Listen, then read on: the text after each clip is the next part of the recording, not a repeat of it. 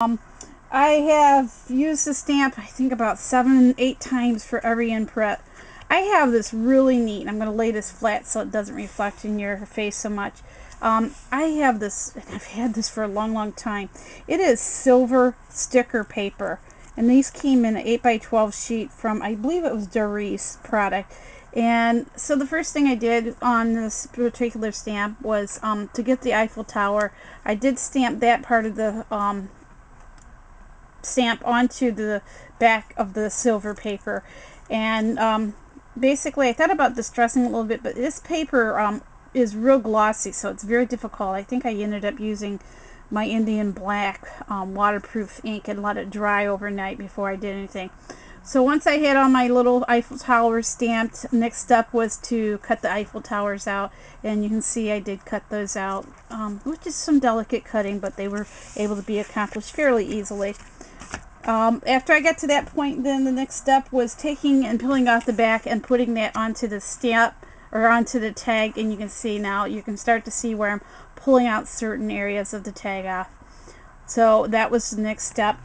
The next part was basically taking the same stamp again, stamping it this time to basically pull the card out. What was challenging about this was the car.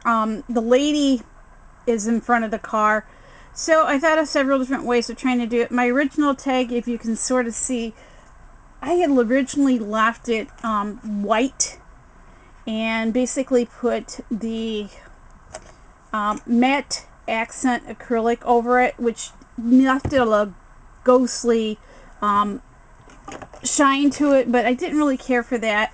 I tried then to do a little bit of graying on it and then putting the matte over it. Still did not like it. So what I've done is I've actually changed this up, and I'm going to put a little coloring in it. So I ended up taking out my nice crayon colored pencils, giving it a little coloring. The background's colors at the time were really dark colors, but I wanted to pull some coloring in and to make the green pop off the page a little bit more. So I ended up coloring these with the colored pencils to begin, but because this is this distressed product and distressed card, to tone it down a little bit, my next step was then I did take my walnut stain and basically just dabbed it over the top of it to pull some of the red coloring back down and give it a little more distress.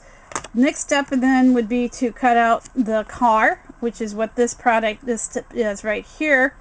And then once this is all cut out, I will be mounting those onto this tag into this area and securing it. And then what I'll be doing next in the next step is I will be putting that matte accents acrylic over it, because I do like it. It's not as glossy. It makes it look a little bit older, but I think this is just going to make it set up much better versus the plain white on this one. So when I get done with the next one, you'll be able to see that color change. And as you can see, I did not hand cut out the lady. I left her intact because it is just too hard to try to cut her off of that card and have a sturdy card. And I'll sort of show you when I go put the stamp together, how the tag together a little bit more, how that does pop off. So to save time and stuff, I colored all my images right off the bat, and that just makes it easier for time for down the road. The next part of the project that I end up doing then is I stamp multiple times the little lady that's in the corner, which is over here on this corner, sorry. And that I just took my colored pencils with as well. Did a little bit of distressing over her. I originally had some glimmer spray on her, but you know, it just doesn't show. It's an option. I use iridescent gold, but I think just distressing her with the walnut stain very gentle is enough. And then I will hand cut each one of those out. I do leave the sides because you just don't know if this is going to line up perfectly or not to get cut off. As you can sort of see, this one's cut off a little bit. So, you know, that is the actual bottom of the stamp. There's not much I can do with it. I try to pull the lace up, but that just really distracts too much from the lace. So I will trim this edge down once I get it on the tag in the proper setting, because every time I stamped the tag, it was not lined up exactly 100% every time. So we'll be showing you that step. So I colored all my little ladies first, and then, like I said, I'll be distressing those, cutting those out, mounting them on there. And then the last part that I do with these particular stamps and tag is I next took the grunge paper, which is by Tim Holtz, and stamped just the lady image. Now this one is sort of over, not stamped, but I still think I can get by using her. You do want to pay attention to this step. There is a rough side and a smooth side to this particular paper. If you stamp, which is what happened on this one, on the rough side, you do not get as clear of image.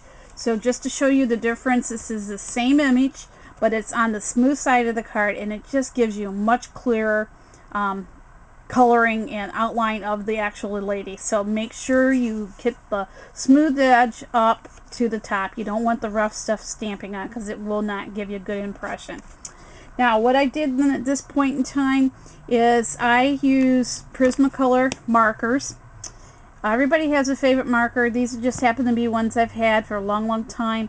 I know Copic is really hot right now, but these are the ones I've been buying for a long time.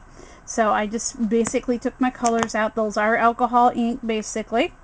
And you do want to go ahead and color in the image in. And if anybody's interested, I can let you know the colors and stuff like that that I use. But pretty well what you want to do with these, and it's going to look really, really bad when you're doing it, is when you are coloring on grunge paper, you really need to let it sit, because it will look like it's just smearing and it's a mess. But once the actual ink dries, it does get much better. So what I start off is just by dotting around her cheekbone area, giving it a little bit of pink into that area. And then I use two tones. Everything I have is always two tones. So first tone on the face is, I end up using this light peach, and basically just going in and coloring it. Now if you can see this, you're going to see that that looks like that is not even peach color. It looks disgusting.